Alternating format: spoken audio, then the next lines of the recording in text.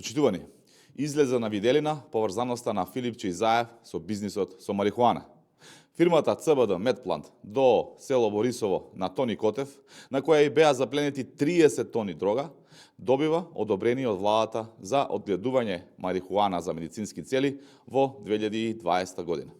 Во тој период Филипче е министер за здравство и тој лично ги одобрува лиценците за одгледување на марихуана, што значи дека не само што се знае и соработувал со Тони Котев, туку и му помогнал да го почне и работи овој бизнис. Дека Филипче заедно со Заев цврсто се бореше за овој бизнис, говори и фактот што силно се заложуваше марихуаната да се користи и за лична употреба.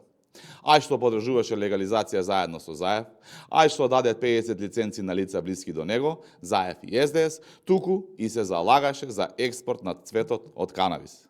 Затоа ли во 2023 година власта на СДС го промени правилникот за одгледување на канабис, за да може да им врви бизнисот и на Заев и Филипче. И дополнително, колкава сума требало да добие ова криминално дуо. Затоа, потребно е јавното обвинителство да ја истражи поврзаноста на Заев и Филипче со дрогата. Ви благодарам. Господин Петрушевски, од СДСМ денеска има пресконференција, обвинија дека владата поддржира една фирма која што добила 74 тендери во вредност од 17,5 милиони евра, кој што велат они. Тие обвинувања се во склоп на нивната антикорупцијски тим, како што велат они. Како по вашиот коментар во однос на овие прашања? Велат дека владата протежира одредени фирми, им дава огромен број на тендери со огромна вредност, меѓутоа нема за минималната плата, за земјоделците и за другите радниви групи. СДСМ, што ги брои овие тендери последните 2 години, треба да ја прошири пресметката на изминатите години кога тие биле на власт и ќе дојде до заклучок дека истата ова фирма можеби и двојно повеќе тендери има добиено во време кога институциите ги управувале СДС заедно со ДУИ. Така што ова е едно популистичко обвинување. Она кое што се однесува за пари за минимална плата, би било добро да одговорат зошто додека беа власт изминатите 7 години, не ја зголемија платата минимална на работниците во обем како што тоа сега го бараат, а да одговорат исто така од каде ним пари со една функционерска плата да влезат во градежниот бизнис во Дубај и сите оние луксузирања кои што ги гледаме изминатиот период. Така што вакви популистички пресконференции на СДСМ не се ништо друго, само еден најобичен обид за замајување на јавноста.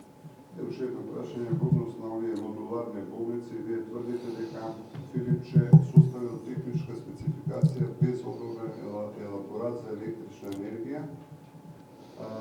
И вие прашувате каде завршиле средствата од Светската банка, зошто не се почитувале безбедносните стандарди при изградба на овие модуларни болници?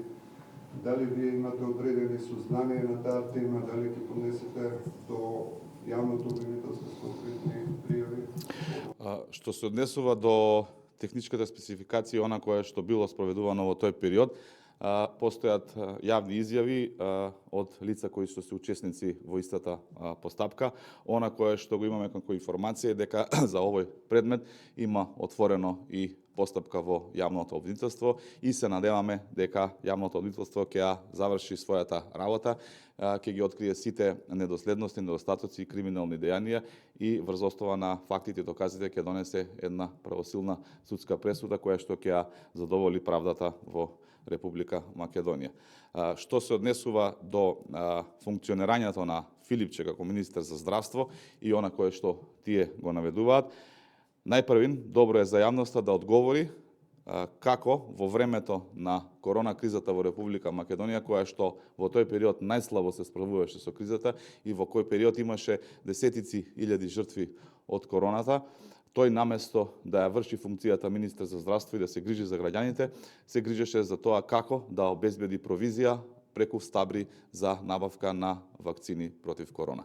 Така што Филипче, кога поставува прашање, најпрво треба да се погледне во огледало и да види што тој има сработено како функционер, како министер, а дури потоа да поставува нелогички, нереални, невистинити и популистички прашања.